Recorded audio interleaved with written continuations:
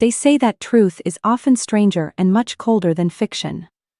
Dive deep into these gripping stories of ultimate justice and the heavy price of every choice made in the dark.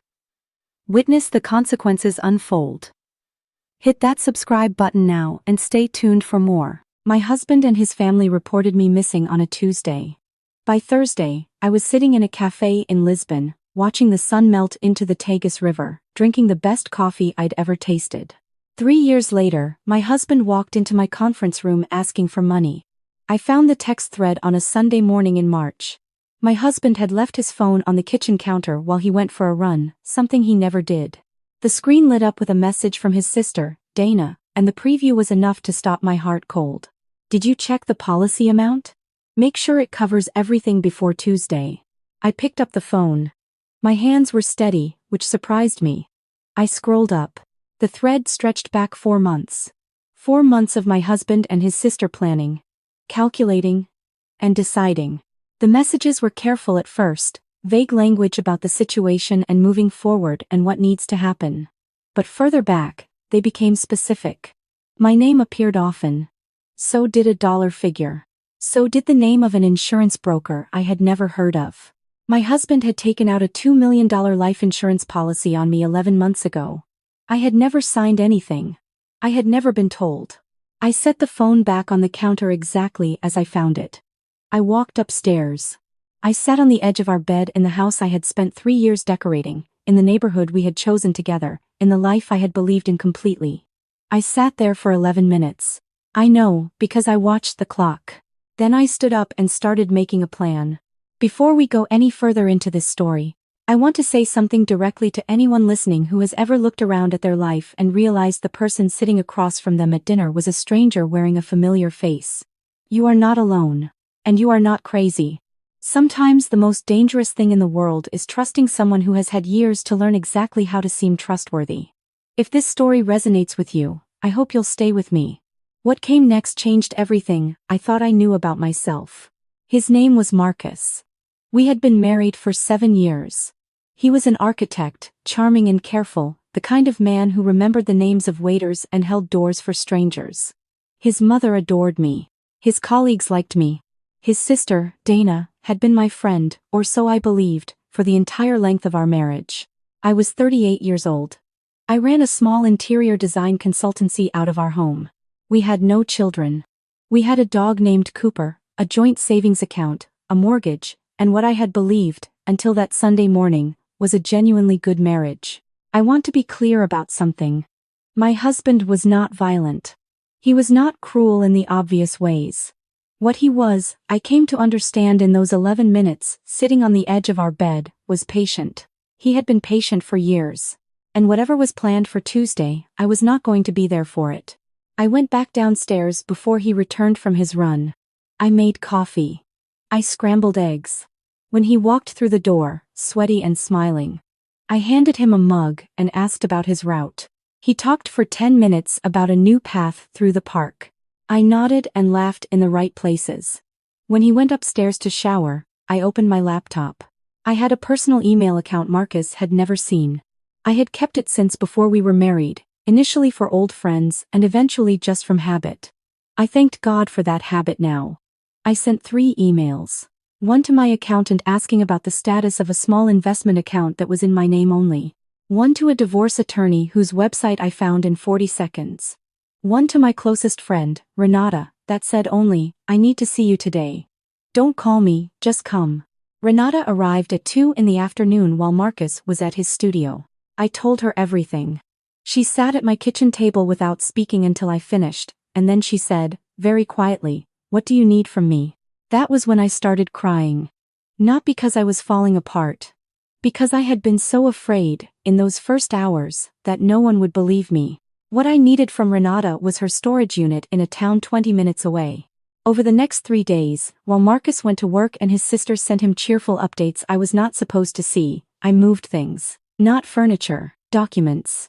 My grandmother's cameo brooch and the pearl bracelet that had been my mother's. The external hard drive where I kept my client files and 3 years of business records. My passport. Our joint bank statements going back 5 years, photographed carefully and uploaded to a cloud account Marcus had no access to. I withdrew $8,000 in cash from my business account in increments that wouldn't trigger a flag. I did not touch our joint accounts. I did not want to give anyone a reason to move faster than I could. On Monday night, Marcus made pasta carbonara for dinner and told me he was taking me somewhere special for my birthday. My birthday was Wednesday.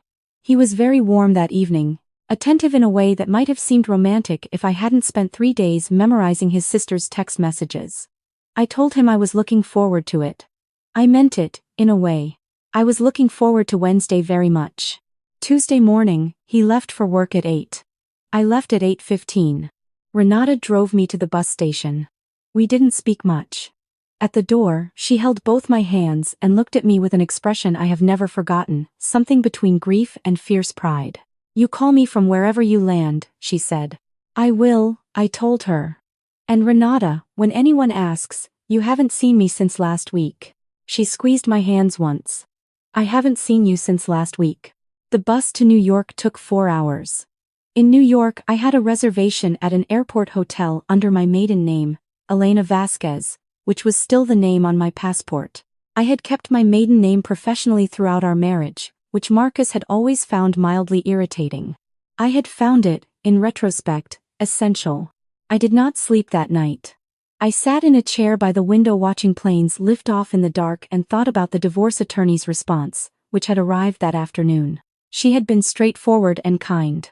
Given the evidence I had, given the fraudulent insurance policy, given what appeared to be conspiracy to commit fraud and potentially worse, I had options. Real ones. She had outlined 3 paths forward. One of them did not require me to be in the country. I chose that path.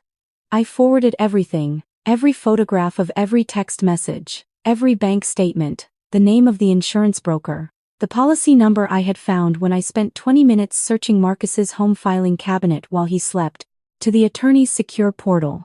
She would handle what came next. I would handle everything else. My flight to Lisbon left at 6:40 in the morning. I had chosen Lisbon because I had spent 2 weeks there years ago, before Marcus, on a solo trip that had been the happiest 2 weeks of my adult life up to that point. I had always said I would go back. I had never gone back. Now I was going back with a carry-on bag, $8,000 in cash, a folder of documents, and absolutely no idea what I was doing. The fear arrived somewhere over the Atlantic. Not a small manageable fear, but the total vertiginous kind, the kind that makes you grip the armrests and stare at the seat pocket in front of you and wonder if you have made the most catastrophic mistake of your life. I was 38 years old. I had left my home, my dog, my business, and my entire established life behind. I was flying alone to a city where I barely spoke the language to escape a husband who had taken out a fraudulent life insurance policy on me and planned something for a Tuesday that I had not waited around to experience. The woman seated next to me noticed my white knuckles. She was older, 60 perhaps, with silver hair and an air of absolute unruffled calm. She didn't ask what was wrong. She simply flagged the flight attendant, ordered 2 glasses of wine, and placed one in front of me. "First time flying alone?" she asked. "First time doing a lot of things," I said. She smiled. That's usually when the best stories start. Her name was Margaret. She was a retired civil engineer returning from a conference in Boston. She had lived in Lisbon for 15 years after a divorce that had, in her words, initially felt like the end of the world and had turned out to be the opposite. We talked for 3 hours. When we landed, she wrote her phone number on a napkin and pressed it into my hand. "Call me when you found your feet," she said. "I'll buy you a proper lunch." I stood in the Lisbon airport with my carry-on bag and Margaret's napkin and felt, for the first time since Sunday morning, something that was not fear. It was small and fragile and not yet anything I could name. But it was there. The first 2 months were genuinely hard. I rented a room in a guest house in the Alfama neighborhood, a narrow building on a steep cobblestone street that smelled of jasmine and old stone. The room was small enough that I could touch both walls if I stretched my arms. I loved it fiercely. It was entirely mine. My Portuguese was almost non-existent. My Spanish, which I had studied in school and mostly forgotten, turned out to be more useful than I expected. I communicated through a combination of phrase books, translation apps, and what my landlady, Dona Conceição, found endlessly amusing. She was 72 and had the energy of someone half her age and the patience of a saint. She corrected my pronunciation with a grin and fed me soup when I looked exhausted. I called my attorney from the guesthouse Wi-Fi every week. The situation at home was unfolding carefully. Marcus had reported me missing. Dana had been questioned. The insurance broker had been interviewed by investigators. The attorney handled everything with a precision that frankly awed me. I had documentation. I had forwarded everything. What I had built in those 3 days before I left, she told me, was a stronger case than most people managed in months of deliberate preparation. You saved yourself, she said once, during one of our calls. Whatever happens next, you need to understand that. My design business, built entirely on remote client relationships and digital delivery, turned out to be more portable than I had ever tested. I had 3 American clients who needed nothing from me except deliverables sent by email. I delivered them. I took on 2 new clients through referrals that fall, both of whom had no idea I was working from a converted storage room in a guesthouse in Lisbon, and neither of whom asked. Margaret took me to lunch in October, as promised. She brought a friend, a Portuguese woman named Claudia who ran a small architecture and design firm with offices in Lisbon and Porto. Claudia had a client backlog she could not manage and a gap in her team for someone who handled residential interiors. The pay was modest. The opportunity was not. I want to tell Timisid. Felt like to sit in the Hainisid and Rila 3031. 31 is not ending. It was redirecting. The distinction matters more than I can explain. I started at Claudia's firm on a consulting basis in November. 2 days a week became 4. By spring I was managing 3 residential projects and 2 hotel lobby renovations. My Portuguese improved rapidly in the way that language only improves when survival depends on it. I made mistakes constantly and learned from all of them. I became the person in the office who the junior staff came to when a client was being difficult, because I had spent 7 years managing a husband who was never obviously difficult, and I had developed, without realizing it, a detailed expertise in reading a room. My divorce was finalized 8 months after I left. The fraudulent insurance policy, combined with the conspiracy documentation I had provided, made the proceedings considerably less than straightforward for Marcus and his sister. I was represented entirely remotely. I never had to be in the same room with him. The settlement was fair. The relief was enormous. I did not think about Marcus often, and when I did, it was not with the grief I had expected. What I felt was closer to the particular exhaustion of someone who has carried something heavy for a very long time and has only recently set it down. Sometimes I would be walking along the waterfront in the early morning and realize that my shoulders were no longer up around my ears. That I had not been waiting for something to go wrong. That I had, without noticing the exact moment it happened, stopped bracing. Claudia noticed before I did. You're different than you were in October, she told me one afternoon over coffee. Quieter. But in a good way. Like someone who has decided something. I thought about that for a long time. The hotel project that changed everything came in the second year. A developer named James Whitfield had acquired a historic building in the Baisha neighborhood and wanted to convert it into a boutique hotel. He needed a lead designer for the interiors. Claudia recommended me without asking. I found out when he emailed me directly. James Whitfield was American. He had built his company, Whitfield Group, over 20 years, starting with commercial real estate in Chicago and expanding steadily into hospitality development across Europe. He was 51, twice divorced, methodical, and direct in a way that I had come to appreciate enormously after years of the opposite. He had opinions about design and was not shy about stating them. So did I. We disagreed productively from the first meeting.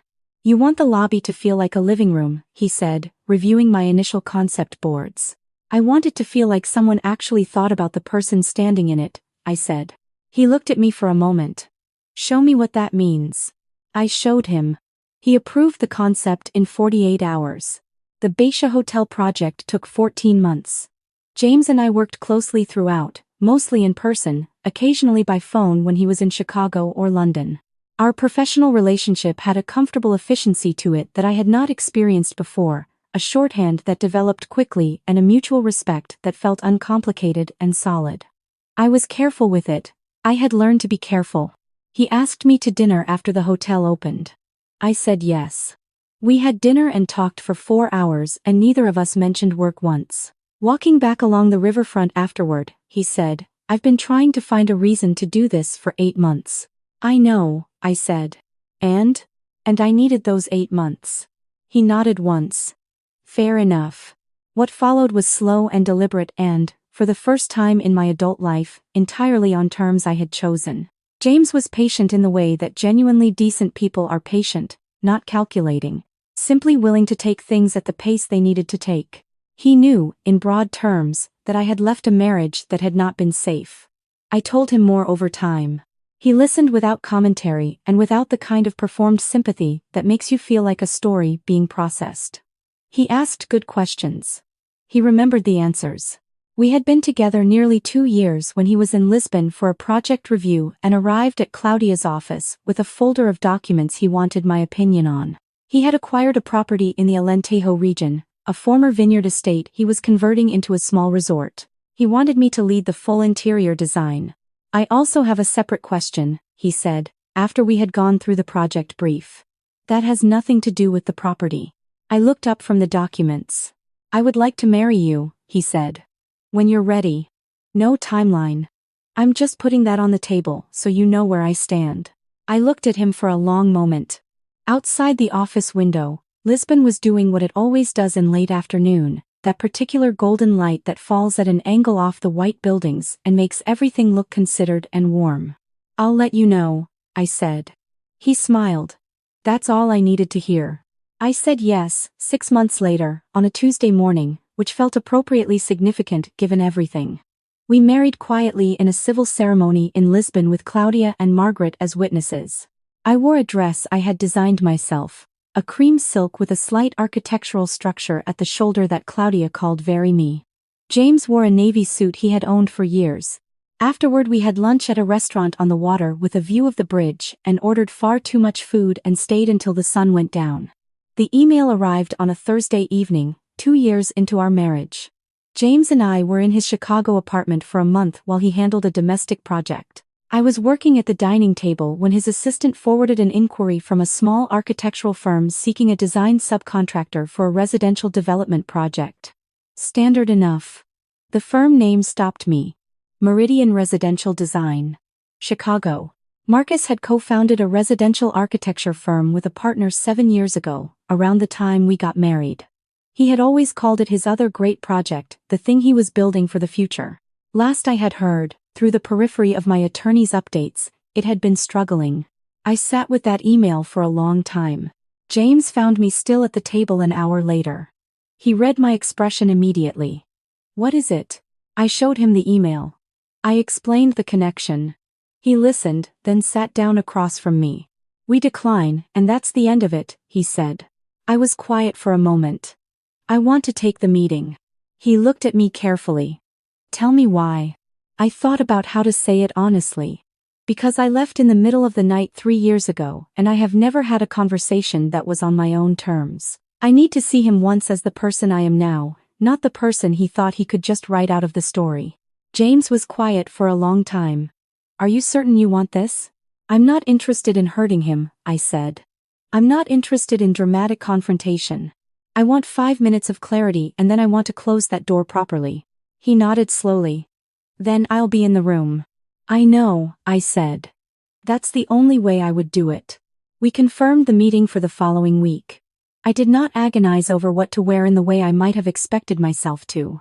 I put on a suit I liked, a deep burgundy that Claudia had once said made me look like someone with opinions, which she meant as a compliment. I wore my mother's pearl bracelet. I put my hair up. I looked in the mirror for about 30 seconds, decided that I looked exactly like who I was, and went to meet my husband's car. James's Chicago office was on the 23rd floor of a building in the West Loop with a view of the river and, beyond it, the lake. I had been there several times. That morning it felt different. I sat at the conference table reviewing the preliminary documents on the Meridian inquiry. The numbers told a familiar story. Overextended. Projects underdelivered. Clients lost to competitors. A company that had been coasting on initial promise, and a founder who was better at selling vision than executing it. I was still reading when the door opened. I did not look up immediately. I let the voices happen around me. James greeting them. An assistant offering water. The sound of chairs being pulled out. Then I raised my eyes. Marcus had aged. Not dramatically, but noticeably, in the way that certain kinds of stress ages people. He was thinner. His hair had more gray. He was still handsome and still carried himself with the careful confidence I had once found reassuring. Beside him was his business partner, a younger man I had met once at a firm holiday party years ago. The recognition moved across Marcus's face in stages. Confusion first, then a kind of incredulity, then something I could not quite categorize. Elena. His voice was very controlled. Marcus. I kept mine the same. This is my husband, James Whitfield. He looked between us. You're the Mrs. Whitfield in his company profile. I am, I said. I understand you're looking for a design partnership on a residential development in Lincoln Park. We've reviewed the preliminary brief. I slid a document across the table. We have some questions about the project timeline and the current financing structure before we can assess whether this is a good fit. His partner, to his credit, attempted to proceed professionally. He answered questions about the project scope and the development timeline. James engaged with appropriate focus. I asked the questions I had prepared. The meeting had a shape and I held it to that shape. Toward the end, when his partner was speaking with James about structural specifications, Marcus looked at me directly. You just disappeared, he said, quiet enough that it was only between us. We didn't know if you were alive. I know, I said, equally quiet. Why didn't you? He stopped. Started again. You could have just asked for a divorce. I looked at him for a moment. You took out a $2 million insurance policy on my life, Marcus. And you and your sister spent 4 months planning what to do with it. He had the particular stillness of someone who does not have a response to the truth. I didn't leave because I was afraid of a conversation, I said. I left because I had the evidence, I had the documentation, and I had the good sense to be somewhere else before Tuesday. I closed the folder in front of me. My attorney handled what needed to be handled. I built something. I moved forward. He started. I know what the investigation found, I said. I know what you told them afterward. I'm not here to relitigate any of it. I stood. What I can tell you about the project is that the financing structure as outlined has significant gaps that would need to be resolved before any design firm with our profile would take this on. I'd recommend addressing the construction-lender relationship first. I extended my hand. He looked at it for a moment, then shook it. Good luck with the development, I said. I walked out of that conference room and into the hallway and stood by the window looking at the river for about 30 seconds. James appeared beside me. Are you all right? He asked. I took a breath. Yes. Truly? I considered that. The elevator at the end of the hall opened and Marcus and his partner emerged, crossed the lobby, and disappeared from view. I watched them go. I waited to feel something. What I found was a quietness that was not emptiness. It was more like completion. The kind of feeling that exists at the end of something that has been genuinely, properly finished. Truly, I said. I'm good. James put his hand on my back, light and steady. Lunch? Lunch, I agreed. We walked to a restaurant 3 blocks away and ordered too much food as we usually did and talked about the Alentejo project and a development in Porto that Claudia had mentioned and whether Cooper, who was staying with Claudia's family for the month, was behaving himself. We stayed until 2 in the afternoon. The sun came through the restaurant windows and fell across the table in the particular way that good light does when you have finally stopped moving fast enough to notice it. I think about that Sunday morning sometimes. The phone on the counter. The text message lighting up the screen. The 11 minutes on the edge of the bed. People ask me, when I tell this story, what made me move so quickly. How I knew what to do. I didn't, is the honest answer. I knew only that I had to move, and that moving carefully was better than moving fast, and that whatever came next, the woman on the other side of it was going to be someone I had chosen to become rather than someone circumstances had made by default. I left a marriage that tried to write me out of my own life. I found a city that gave me room. I built work that was genuinely mine. I married a man who thinks my opinions are worth arguing with. I learned enough Portuguese to make Dona Conceição stop laughing at my pronunciation, mostly. The door closes. Something else opens. That's not a consolation. It's just what I found to be true. If her story connected with something in you, please consider sharing it. There are people in your life who need to hear that starting over isn't the end. Like and subscribe if you want more stories like this one. And as always, thank you for being here.